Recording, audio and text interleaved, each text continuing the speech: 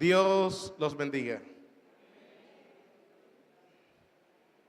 Sean todos bienvenidos a la casa del Señor. Estamos estudiando el libro de Marcos y quizás algunos vienen en la secuencia del Evangelio, otros están llegando apenas y se están conectando, otros quizás hoy empiezan a conectarse. Entonces tenemos un público muy heterogéneo en cuanto al acercamiento del Evangelio.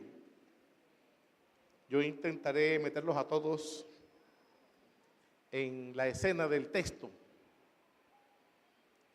Y el texto que hoy nos convoca es Marcos capítulo 7, versículos 24 al 30. Les invito a que tomen nota, ahí sus cuadernos, sus Biblias, y en casa puedan seguir ampliando el conocimiento con respecto al texto. Marcos capítulo 7, versos 24 al 30. ¿Están todos allí? Dice la palabra de Dios: levantándose de allí, se fue a la región de Tiro y de Sidón. Y entrando en una casa, no quiso que nadie lo supiese, pero no pudo esconderse, porque una mujer cuya hija tenía un espíritu inmundo, luego ¿qué hizo? Luego que, si puede marcar ahí esa palabrita, luego que oyó de él, vino y se postró a sus pies. La mujer era griega y Siro-Fenicia de nación, y le rogaba que echase fuera de su hija al demonio. Pero Jesús le dijo: deja primero que se sacien los hijos, porque no está bien tomar el pan de los hijos y echarlo a los perrillos. Respondiendo ella le dijo: sí, Señor, pero aún los perrillos debajo de la mesa comen de las migajas de los hijos. Entonces le dijo: por esta palabra ve, el demonio ha salido de tu hija. Y cuando llegó a su casa, halló que el demonio había salido y a la hija acostada en la cama. Dios bendiga su palabra.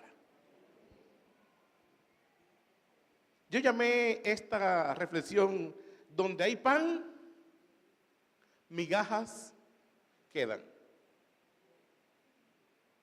Un refrán de los abuelos: donde hay pan,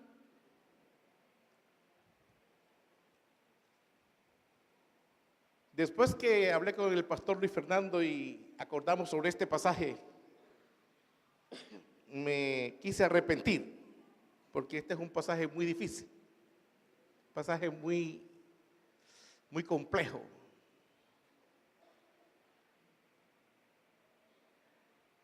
Y entonces pensé como el Chapulín: no contaban con mi astucia. ¿Qué dice este pasaje? ¿Por qué está ese pasaje allí? ¿Qué quiere informarnos Marcos al insertar esta porción en esta narrativa. ¿Qué quiere Marcos que entendamos? Cuando la gente del primer siglo leyó esto, ¿qué entendió? Y la gran pregunta es, ¿qué tiene que ver esto contigo y conmigo? Que una mujer sirofenicia pida migajas. ¿Y eso qué tiene que ver con nosotros? Este es uno de esos pasajes sencillos, pero que no lo son. Este es uno de esos pasajes que parece que no dijera mucho, pero lo dicen todo. Parece un pasaje inofensivo, pero es un pasaje muy confrontador. Yo, antes de entrar en el texto de la mujer sirofenicia, quiero que hagamos algunos recorridos para ubicarnos en el corazón del texto. Ustedes han escuchado la expresión esa que dice: la hija de fulanito salió con un domingo 7. ¿Ustedes la han escuchado? Salió con un domingo 7. ¿Y la gente por qué dice eso? Salió con un domingo 7. Pero entendemos lo que significa. Pero ¿por qué lo decimos? Eso es una fábula danesa. En Dinamarca se cuenta la fábula, así como acá Rafael Pombo. Allá habían fabulistas que también escribían sus fábulas. Y se cuenta que en el bosque habían unos enanitos y salían y cantaban todos los días. Y este era el canto: lunes 1, martes 2, miércoles 3, jueves, viernes, sábado, y hasta ahí llegaba el canto. De lunes, pero una mujer en el bosque se dio cuenta de que cantaban hasta el sábado 6. Y empezó a planear cómo metérseles en el cántico a los enanitos. Y llegó el día en que salió de su escondite. Ellos cantaban sábado 6 y ella dijo domingo 7. Y los enanitos se sintieron violentados en su intimidad y que su canto fue corrompido. Y la maldijeron: ese domingo 7 se te transforme en un embarazo. Entonces es una maldición. Entonces salió con el domingo 7. Es una... Y así uno puede mirar muchas palabras que uno dice: por fin parió Paula. ¿Han escuchado eso? Y así hay muchas historias. Hay una que es vulgar. Y perdonen aquí, Luis, la expresión. Váyase para él. Váyase para el carajo. ¿Han escuchado? Y la gente, ¿por qué dice eso? Esa expresión, que es una expresión de la costa, donde el capitán del barco, cuando un marinero se portaba mal, que no cumplía con los oficios del barco, había una canastilla en el mástil, en la parte más alta del barco, que se llamaba carajo. Entonces, cuando el tipo no cumplía, decía el capitán: mándenlo para, quítenlo de mi vista. Y allá arriba, con el barco en la marea, la gente vomitaba, y cuando bajaban de allá no servían para un... Entonces la gente le tuvo miedo a ir al... Pero la palabra va comprando su diacronía, su dinámica del lenguaje, y ya hoy uno la usa con un contexto fuerte, ¿no? Pero ese es el sentido original. Este autor llamado Marcos nos escribe este pasaje. ¿Qué quiso decirnos Marcos con este pasaje? El autor es responsable de lo que escribe, pero no es responsable de lo que la gente interpreta. Es decir, yo predico la palabra y yo intento ser claro, pero yo no puedo responder por lo que usted interpreta. ¿Me explico? Cada quien es responsable. Entonces, los evangelios, Mateo, Marcos, Lucas, Juan, el fin de ellos, al escribir este evangelio, llamado Mateo, Marcos, Lucas, Juan, es revelar la identidad de Jesús. Todos apuntan a eso. Ese es el propósito de los evangelistas, que el mundo conozca quién es Jesús. Entonces, las parábolas, los milagros, las manifestaciones, lo que ocurre en el evangelio, todo apunta a que la gente conozca a Jesús. Por ejemplo, Mateo 1:1, ¿cómo empieza? Mateo 1:1.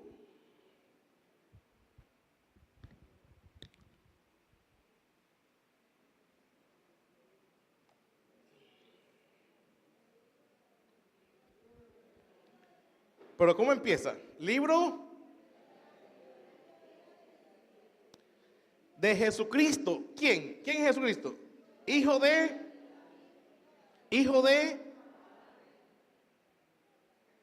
¿Por qué pone eso el autor ahí? ¿Quién es primero, David o Abraham? Pero pone a David primero que Abraham. ¿Por qué? ¿Lo están viendo? Dice que es hijo de David y después dice que es hijo de Abraham.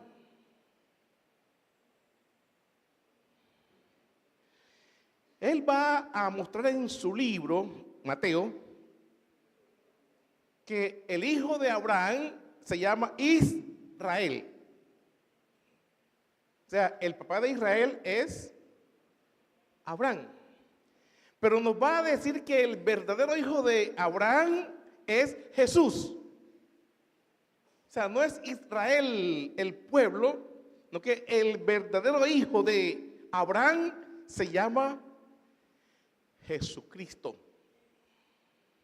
en el cual se cumplen todas las promesas dadas a Abraham. Hijo de David significa que el verdadero rey no es David. Jesús es el verdadero. Entonces, este es un evangelio que se escribe a la iglesia naciente en el pueblo judío. Es un libro muy eclesiológico de la iglesia naciente. Y les va a decir que Jesucristo es el verdadero Hijo y Jesús es el verdadero Rey. Y así termina el libro de Mateo diciéndonos: id a las naciones y bautícenlos haciendo... Esa es la bendición dada a Abraham, que las naciones sean discipuladas con el evangelio de Jesucristo. Eso a grandes rasgos. Y entonces ahora en Marcos le escribe a una iglesia gentil que nace en Roma, que no son judíos, son griegos, sirios, fenicios, del pueblo diferente al pueblo de Dios. Y comienza diciendo en su evangelio, principio, Marcos 1:1, del evangelio de Jesucristo, Hijo. Va a mostrar en su evangelio, esa es la gran tesis, demostrar que Jesucristo es el Hijo de Dios. Ya no es Abraham ni es David. Acá se va a meter con que es Hijo de Dios. Este es un evangelio para discipular, para ser discípulos, para evangelizar y llevar a la gente que conozca a Jesús. Si usted lee Marcos capítulo 1, versículo 2, ¿qué dice?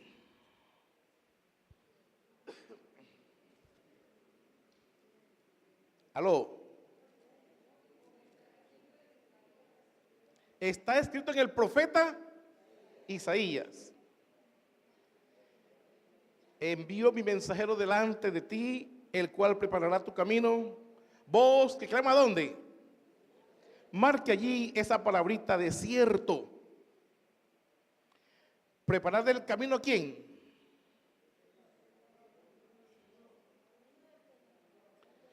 Si usted, yo pienso que ya Luis hizo esta tarea, ¿cierto?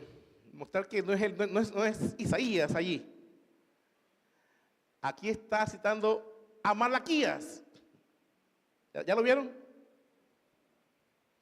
Con Isaías, pero parece que le quita los créditos a Malaquías y pone los créditos en Isaías, porque la intención de él es mostrarnos con Isaías que es un pueblo que surge en el desierto por la gracia del siervo que sufre. Entonces ese es un tema que Marcos maneja, el tema del siervo sufriente. Isaías es el libro de los cantos del siervo que sufre. Y ese siervo va a ser un pueblo en el desierto. Es decir, habrá un segundo éxodo, pero ya no con Israel, sino con un pueblo que surge en el desierto. Y así va hablando Isaías en su evangelio. Allí en el capítulo 1, si ustedes miran conmigo, en el versículo 3 aparece la palabra desierto. En el 4, ¿dónde aparece Juan el Bautista? Predicando en el desierto. Y dice allá más adelante que Jesús va en el 12, después que se bautiza, ¿va a dónde? El desierto es un tema muy importante en este evangelio, porque se repito, va a mostrar cómo se forma el nuevo pueblo en el desierto. Allá en el capítulo 3, versículo 13, escoge a ¿cuántos? Escoge a 12 discípulos en el desierto, haciendo toda una analogía con las 12 tribus de Israel, que era el pueblo de Dios. Aquí comienza a surgir un nuevo pueblo ahora con 12 discípulos, pero en el 3:31 al 35 da la dinámica de cómo se entra a formar parte del pueblo. Y lo que dice es que te buscan tu madre y tus hermanos. ¿Qué dice él? Mi madre y mis hermanos son los que hacen la voluntad. Entonces, formar parte del pueblo de Dios ahora no se hace por asuntos consanguíneos, sino por obediencia al Padre. Aquí rápidamente mostraré una diapositiva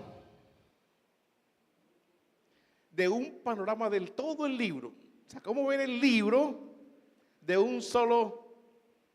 Y esto es muy importante a nivel evangélico, porque los evangélicos somos dados a aprendernos versículos y no a ver libros. Entonces, Marcos nos muestra en el versículo 1:1 que ahí está Marcos con el parlante diciéndonos, la gran tesis es mostrar que Jesucristo es el Hijo de Dios. Y va a usar 16 capítulos para comprobar su tesis. La gran pregunta que aparece del versículo 1:2 hasta el 8:26 es, ¿quién es este? Es decir, esa es la primera parte del Evangelio. ¿Quién es este que echa fuera demonios? ¿Y quién es este que perdona pecados? ¿Y quién es este que come con pecadores? ¿Y quién es este que no ayuna? ¿Y quién es este que no respeta el sábado? ¿Y quién es este que el viento y el mar le obedecen? Y este no es el hijo de María. Este no es el hijo de José, el carpintero. Este no es el hermano de Judas. ¿Quién es este? ¿Quién es este que come con manos sucias? Y aquí aparece el corazón del texto de Marcos, está en el 8:27 al 30.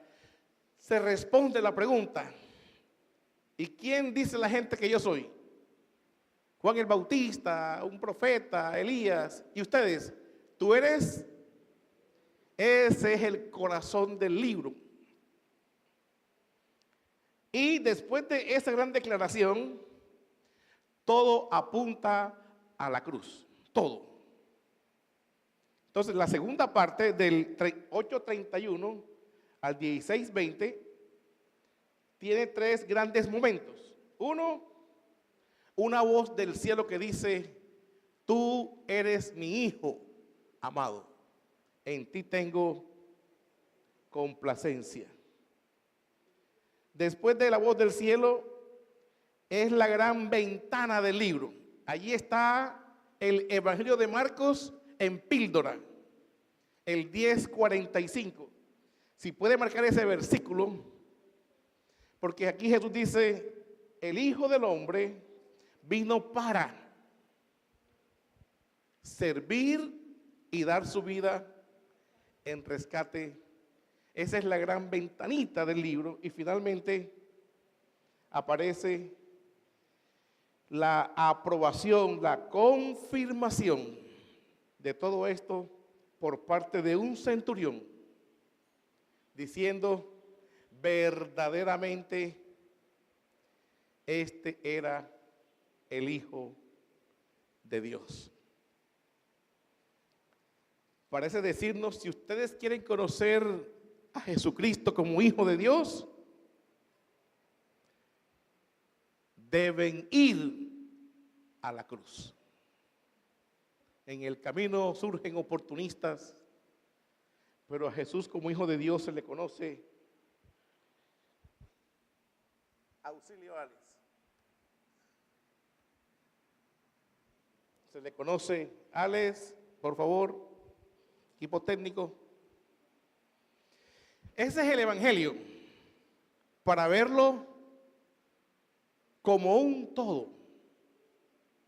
Si quieres conocer a Jesús, no es a través de milagros, no es a través de multiplicar panes, no es echando fuera demonios.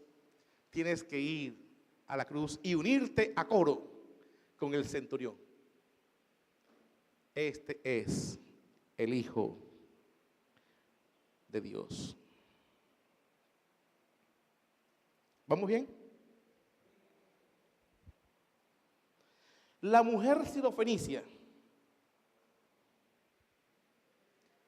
¿ella qué le pide a Jesús? ¿Qué dice la mujer sirofenicia?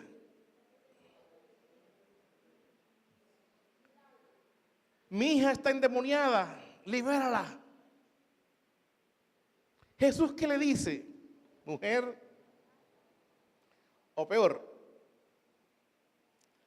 los perrillos, el pan no es para ustedes. Y la mujer dice, yo lo sé, Pero los perrillos, ¿qué hacen? Comen migajas. Y Jesús queda sorprendido por lo que esta mujer ha confesado.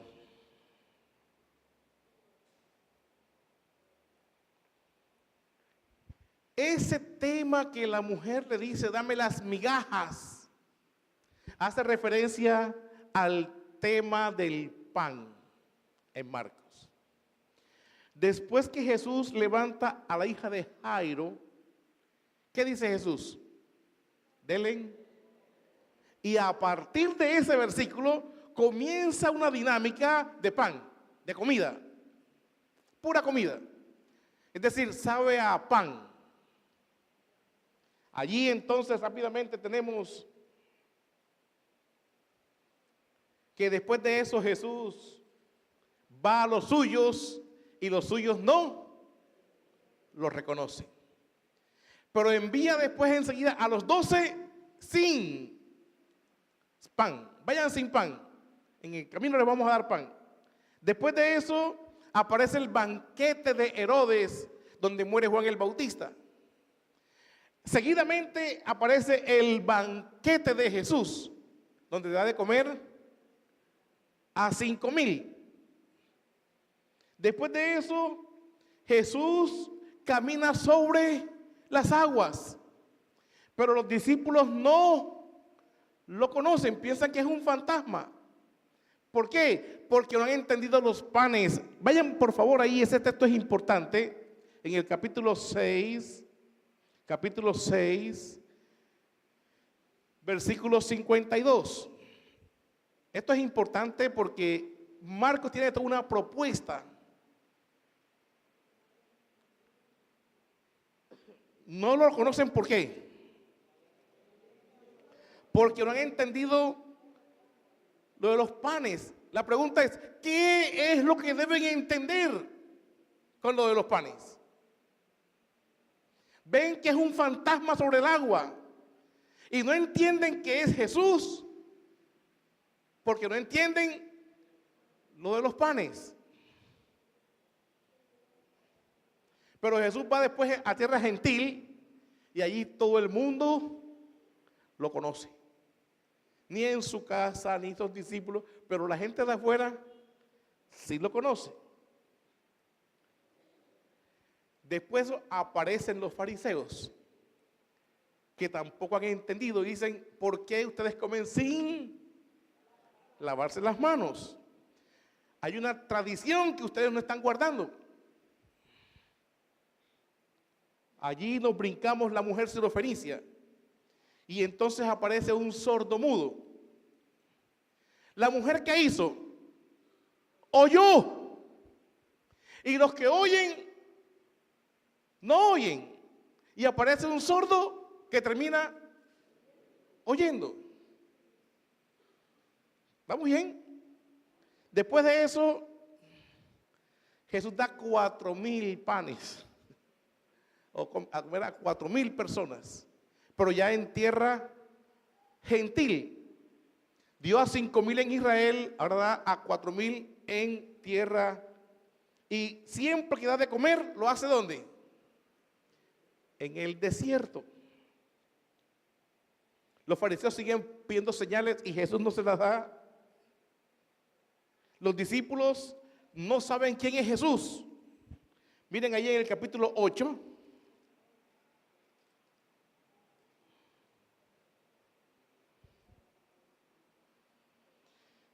Versículo 16, por favor.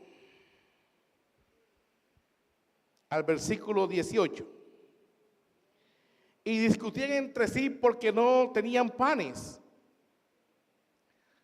Dándose cuenta Jesús les dijo, ¿por qué discutís que no tenéis pan? ¿Aún no comprendéis ni entendéis?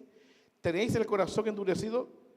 ¿Teniendo ojos no veis? ¿Oídos no oís? ¿No recordáis? Cuando partieron 5 panes entre 5,000, ¿cuántas cestas recogieron?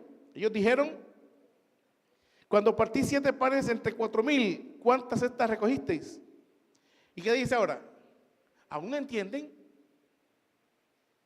¿Qué es lo que deben entender? ¿Ya usted entendió? ¿Ya usted entendió?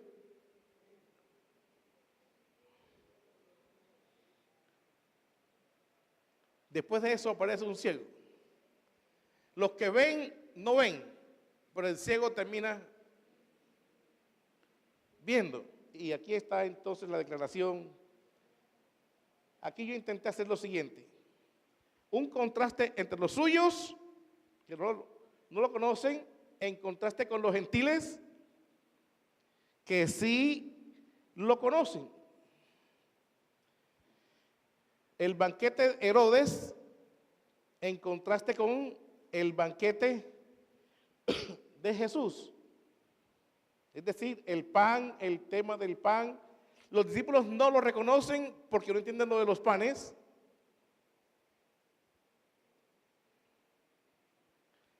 En el 8:14 no entienden lo de los panes, no saben quién es Jesús. Se contaminan porque comen sin lavarse las manos. Piden señal los fariseos, no han entendido. El sordo termina oyendo. El ciego termina viendo.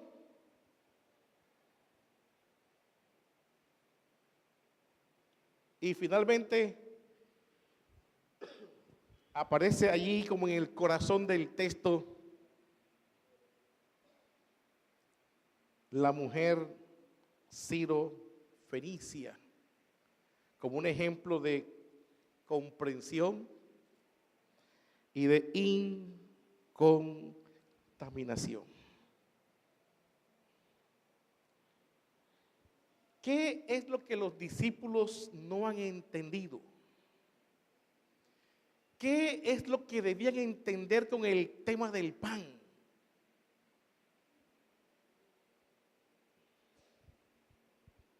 El Evangelio de Marcos va desnudando la incomprensión de los discípulos, la falta de capacidad de los discípulos y de los lectores de distinguir entre el pan y los panes. No son los panes, sino el pan. La gran pregunta otra vez, ¿ya entendimos? Entonces el tema de la mujer sirofenicia aparece para que entendamos.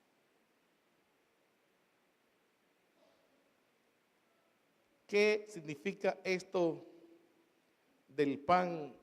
Y creo que el texto va a mostrarnos que Jesús es el pan para todos.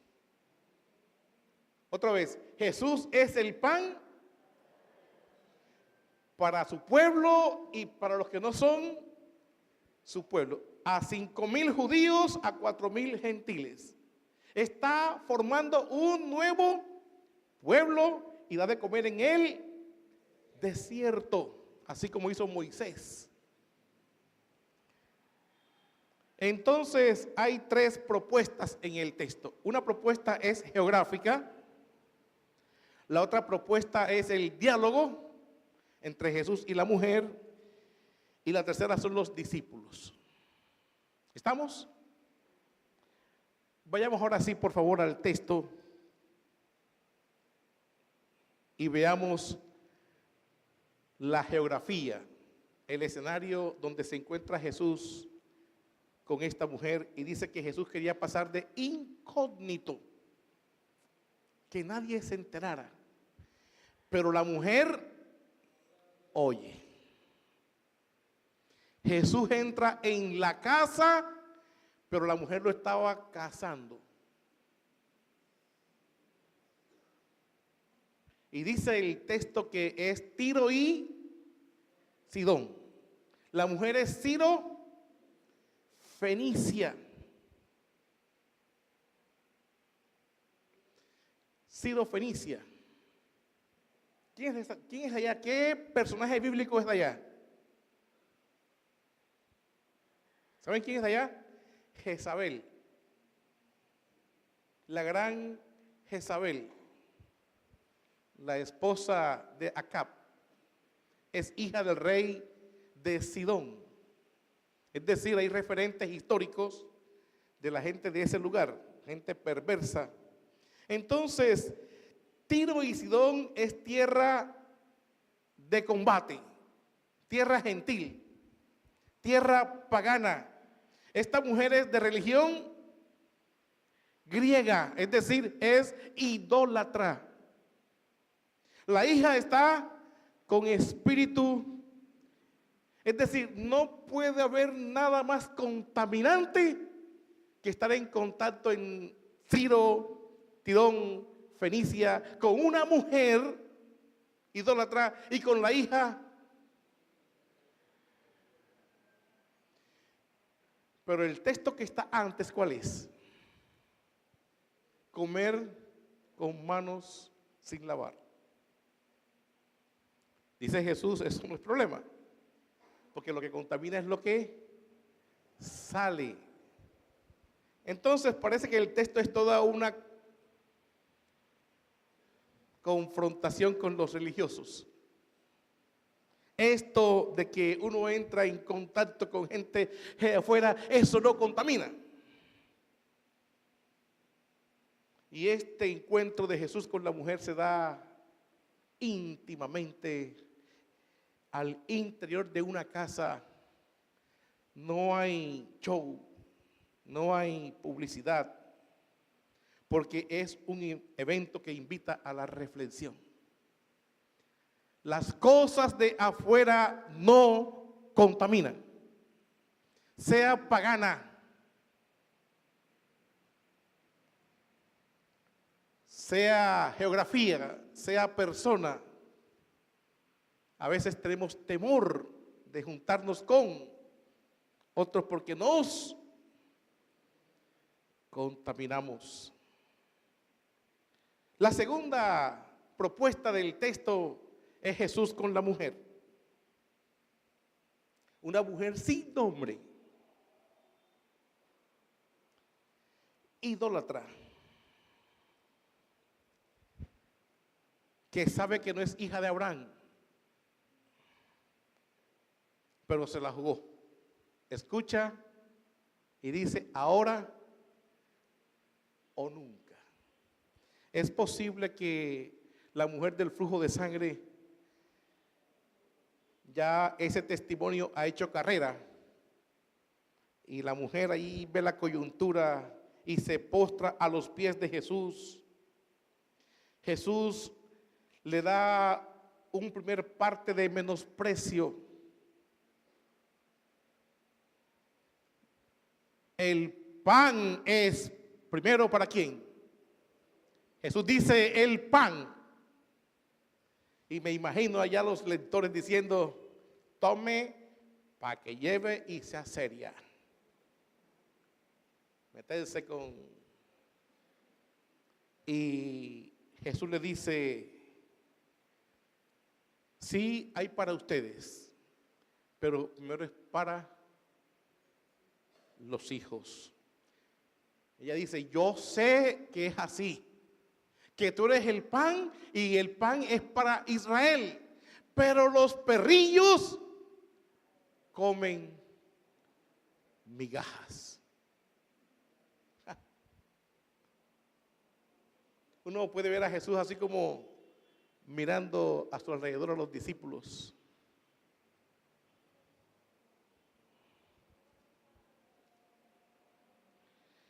Los hijos son referencia al pueblo de Dios y los perrillos una referencia a los gentiles. Jesús no le dijo no. Jesús la puso en pausa. Deja primero que coman los hijos en virtud del pacto y después hay toda una propuesta de Marcos demostrándose que hay una intención. Esto no contamina. El pan es para los hijos. Mujer, tú no estás pidiendo migajas. Tú estás pidiendo el pan completo. Tú quieres comerte el pan en su esencia. Y por eso que has dicho de saber que yo soy el pan y estos no se han dado cuenta, vete. Lo que pediste te será hecho. ¿Qué liberación? La liberación se da por saber quién es. No es un asunto de te reprendo. ¿Me explico? Te reprendo y fuera y a veces sí, a veces no. La verdad de Jesús hace libre. Esa mujer aquí, no, Jesús, vamos allá con los discípulos, vamos a reprender al demonio. A veces uno entra siempre en esa dinámica de que si no reprende, no funciona. Cuando el otro entiende quién es Jesús, eso es liberador.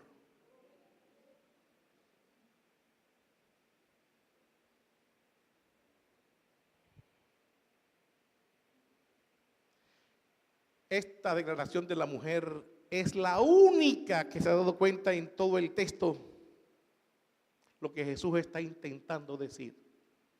Yo estoy intentando decirles a ustedes de que no son los panes, sino el pan. Y yo soy el pan. Y esta mujer se dio cuenta de que yo lo soy. Y ustedes que están conmigo están preocupados por el pan que se come.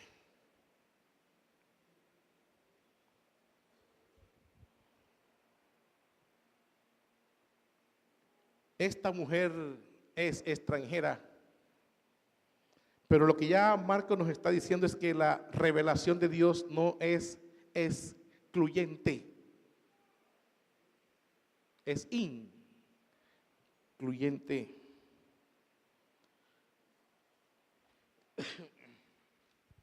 Entonces, la geografía, los personajes y los discípulos. Yo esto lo vi y fue ahora, antes no lo había visto. ¿Cómo arranca el texto de la Filofenicia? ¿Cómo arranca?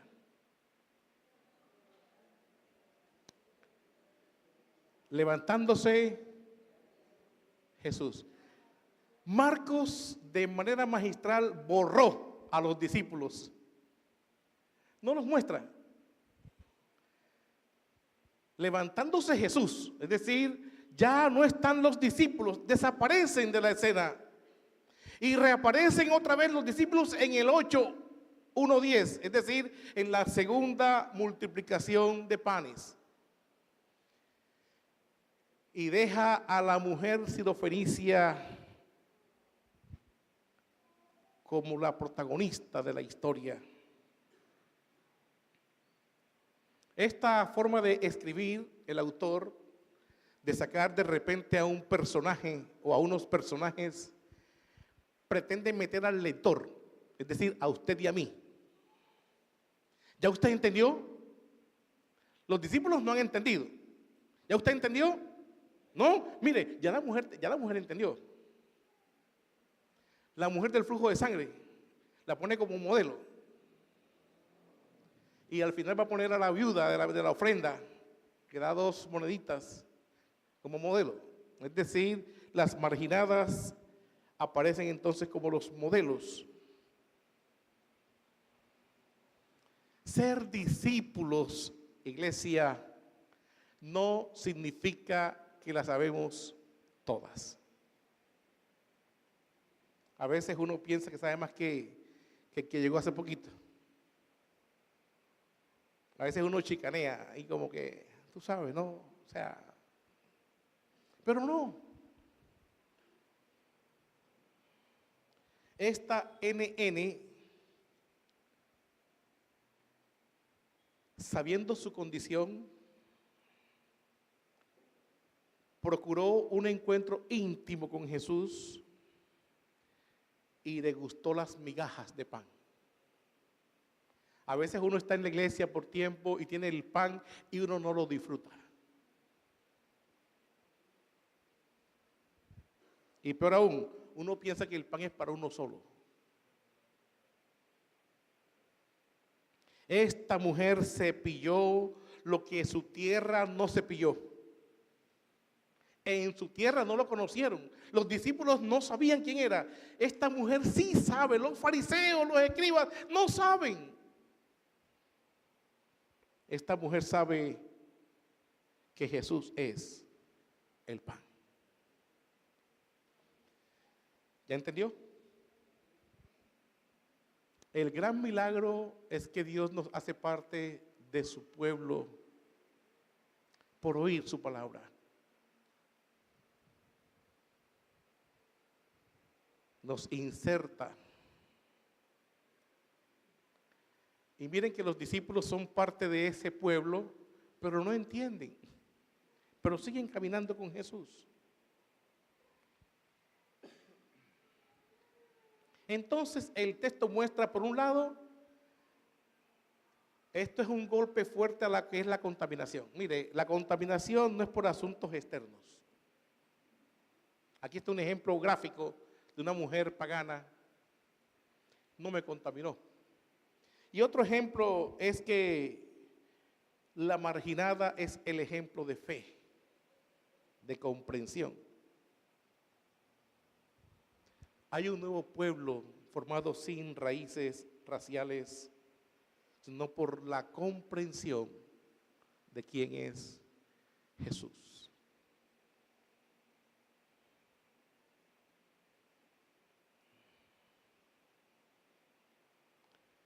Cuando el evangelio está sobre la mesa, es pan. Cuando el evangelio cae de la mesa, son migajas, por la cual los perrillos se pelean. Pero no obstante, con la mujer se invierte el orden. Y parece que los que comen migajas son los discípulos. Y ella se come el pan completo. El pan que da vida a la mujer, aunque el pan esté debajo de la mesa. Esta mujer del flujo de sangre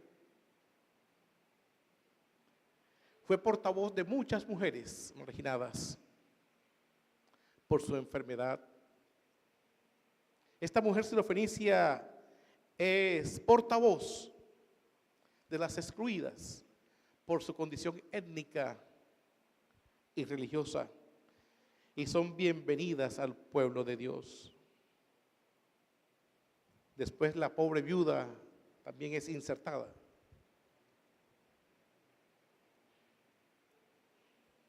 Quizás hay personas entre nosotros que por su condición, por su conducta, por su mala vida,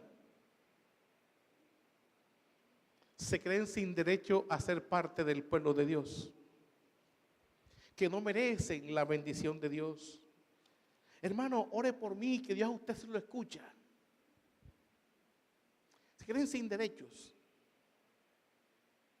porque saben que están debajo de la mesa.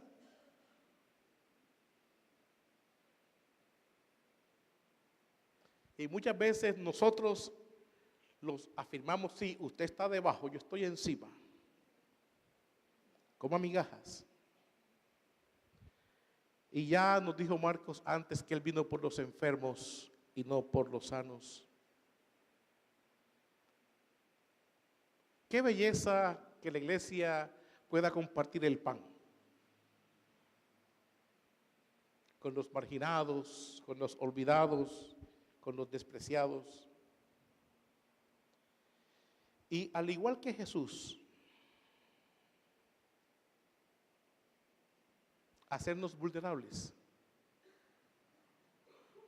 identificándonos con aquellos que sufren, de los rechazados, para que juntos nos sentemos a la mesa y, como dice un autor, comer en la mesa el pan de vida, donde las patas de la mesa son patas muy cortas, al punto que nadie cabe debajo y todos estemos en ella. El pan adquirió su máximo significado en la cruz. En la cruz del Calvario. Una cruz con brazos extendidos para saciar el hambre de este mundo. Todo aquel que a mí viene no lo echo fuera. ¿Tiene hambre? Venga a mí y coma. Y quien come de este pan, nunca más tendrá hambre.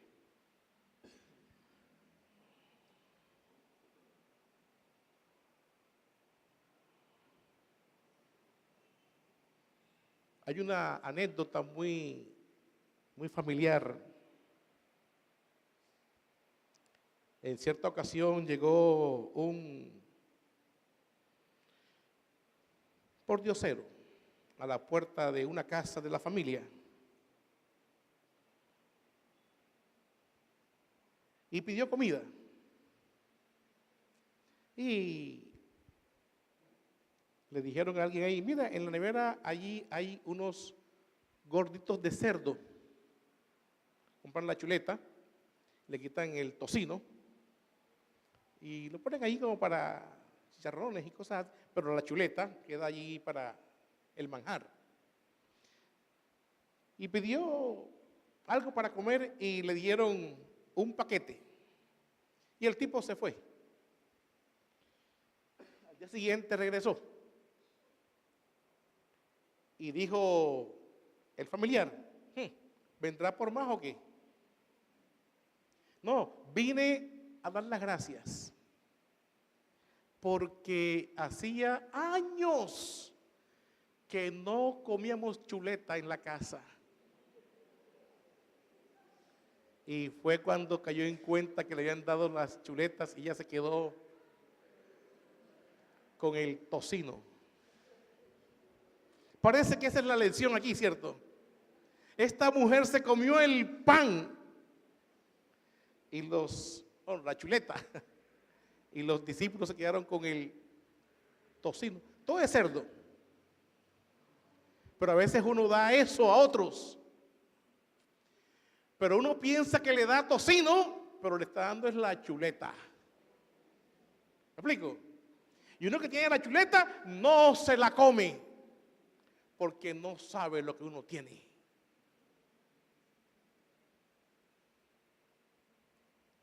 El que come de este pan nunca más tendrá hambre. ¿Qué es lo que hace entonces el pan?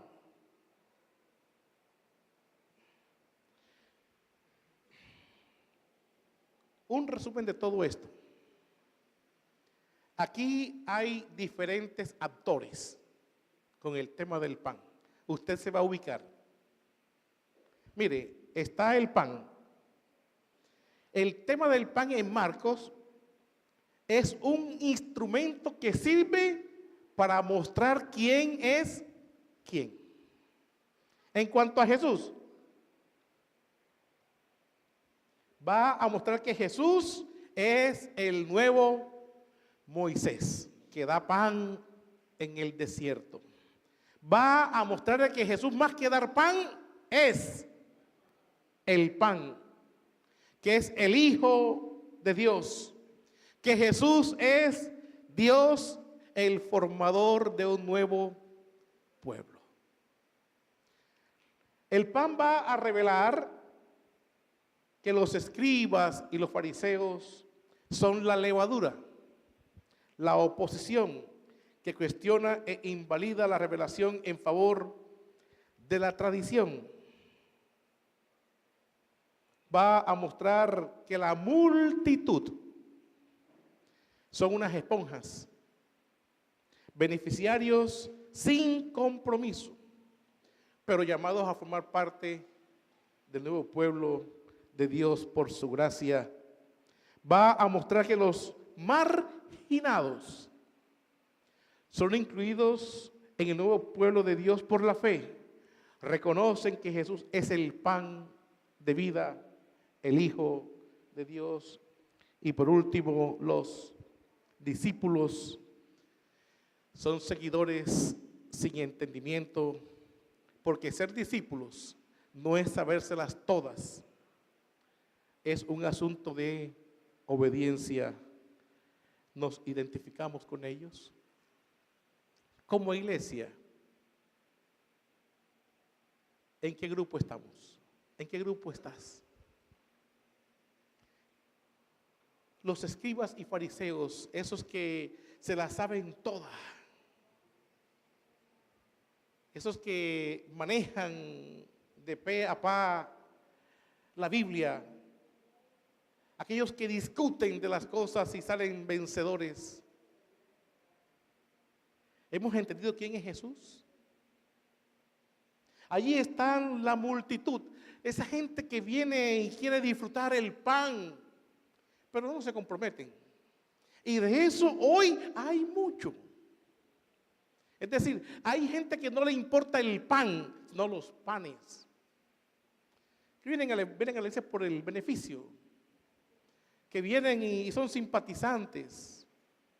Chévere, chévere, ahí son buena gente. Pero gente que no se compromete con nada. ¿Estás en ese grupo? Están los marginados. Aquellos que piensan que no tienen posibilidades. Pero uno ve en Marcos que esos son los que más posibilidades tienen. Usted que piensa quizás que se acabó la vida, que se portó mal, que todo lo ha hecho pésimo, que usted no merece, bienvenido. El pan es para usted también. Y los discípulos, vivir en esa dinámica de que no la sabemos toda. Dios quiere darte pan. Y el pan es Jesús.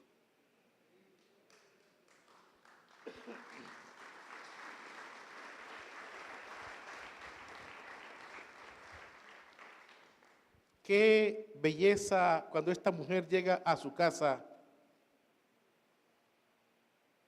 halla a su hijita acostada. O sea, es un detallito allí de Marcos, porque quizás una endemoniada no tiene esa capacidad de acostarse, ¿no? Allá hay pasajes donde muestra que le echa el fuego y pasa revolcándose. Y está acostada porque el demonio salió. Cuando sabemos que Jesús es el pan, Él entra a ser morada en nosotros. Dios nos ayude a no caer en religiosidades,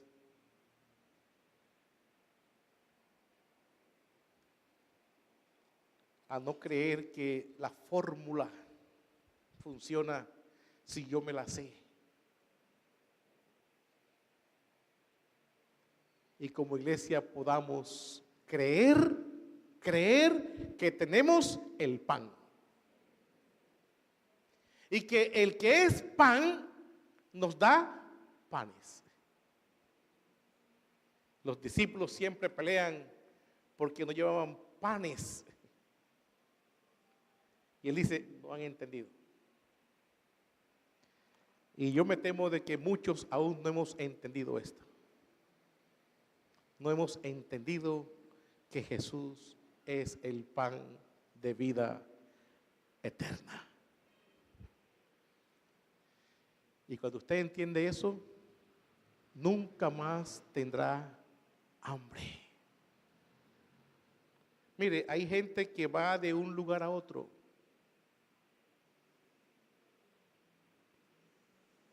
Porque en tal lugar está el profeta.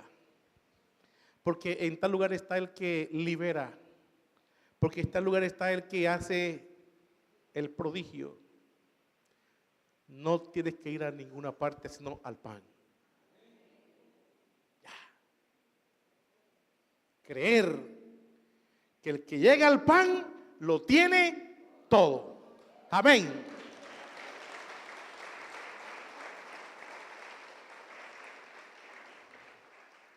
Esa es la gran enseñanza de Marcos al insertarnos a esta mujer sirofenicia para darnos esperanza a todos. A todos. ¿Te crees excluido? Mira, ahí está la esperanza. ¿No entiendes? Aquí está la posibilidad.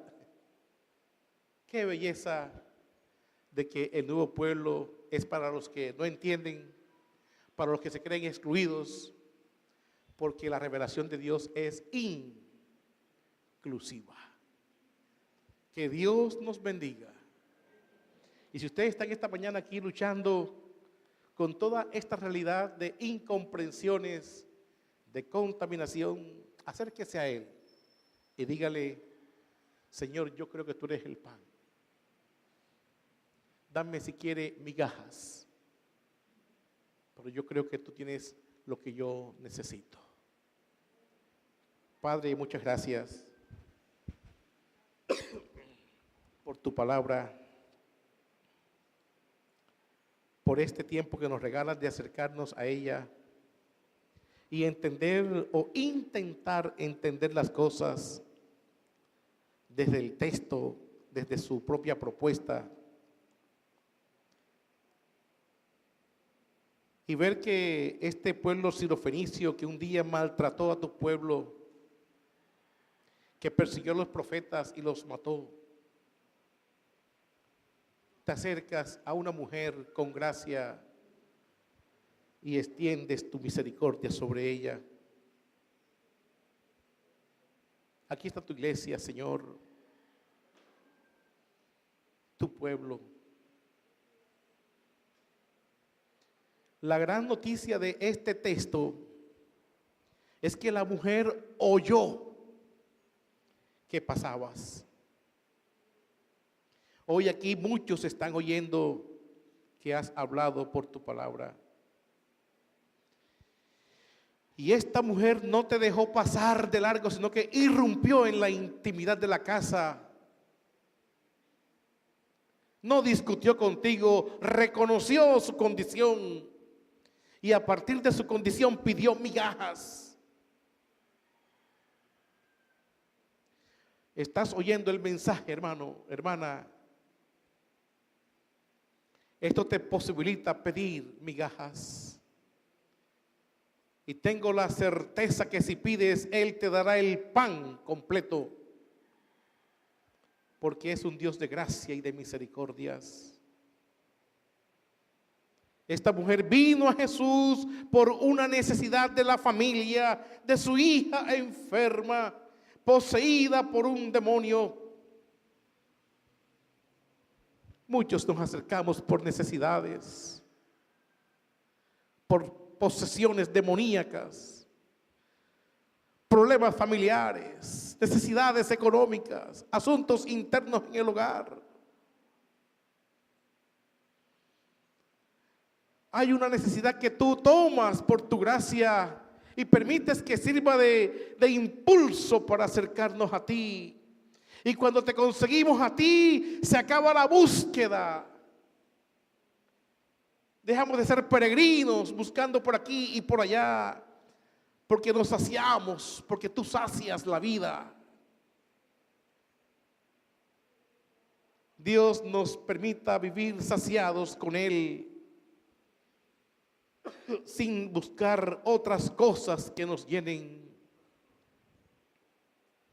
Aquí está tu iglesia, Padre, tu amada. Aquí están aquellos que hoy se han acercado a este lugar buscando el pan de vida eterna.